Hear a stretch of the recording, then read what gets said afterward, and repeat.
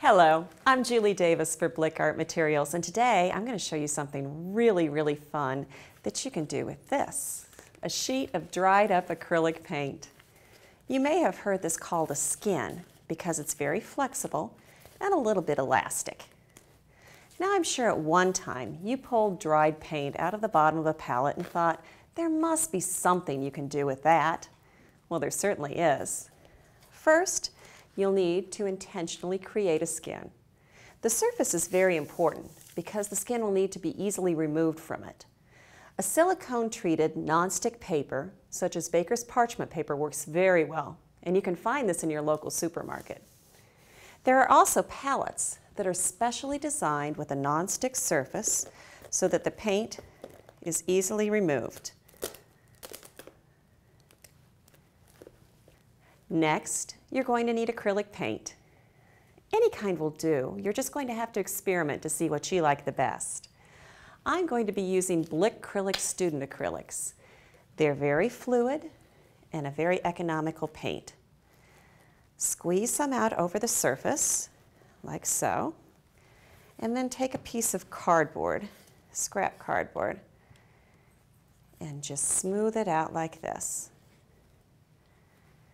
Next, we'll add some color to it. A little drop of red here and there. And then we're going to add some blue as well.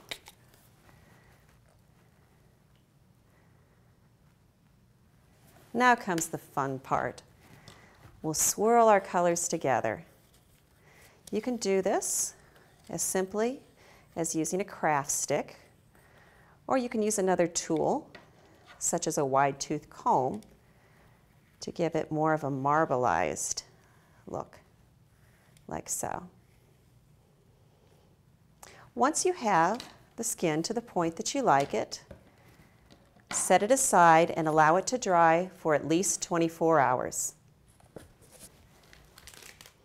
Now this is a skin that's already dry on a piece of parchment paper. Comes right off, like so. You can see just how flexible it is. It's almost as if it's a piece of heavy fabric. So what do you do with an acrylic skin? Well, the first idea I have for you is to cut them into shapes and pieces for collage work. This example I have up here is made with pieces of acrylic skins cut and glued to mat board. They overlap one another, kind of like a shingled roof. So I like to call this technique acrylic shingles. You can add acrylic skins to all sorts of mixed media collage. Next, you can cut the skins into small pieces and use them as beads for jewelry making. They can be easily pierced and wrapped with jewelry wire, findings, or string, and assembled together to make some really unique jewelry creations. You can stitch the pieces together too, using a needle and embroidery floss. Here's a piece that's been stitched to paper to form a journal cover.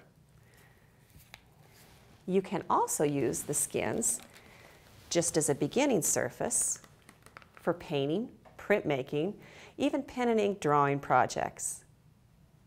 But my personal favorite use for acrylic skins is to use them for mosaics.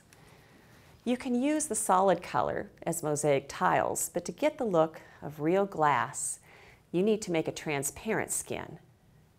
To do this, use a polymer gloss medium as the dominant background color. Gloss medium looks white when it's poured, but when it's dry, it's very translucent. Adding small amounts of color to the polymer gloss medium will keep it very translucent and make it look like stained glass. Now the skin's dry with a very smooth surface on top.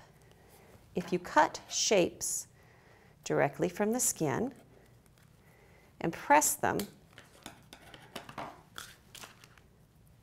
to a non-porous surface, such as glass, some plastics and metal, or glazed ceramic, press the smooth side against the surface and it will remain there long enough for you to completely fill the surface. Leave space between each piece, and once it dries, coat the entire surface with polymer gloss medium. This acts as a grout to hold the mosaic together. This is such a safe and easy process that even early elementary students can enjoy this process. Now, I know there's an endless variety of things that you can do with an acrylic skin, and I hope that I've inspired you to dry some paint and to make something really cool with it. All the materials that I've used here today are available at dickblick.com, and you'll find step-by-step instructions as well as visual arts standards listed there as well. Thanks for joining us.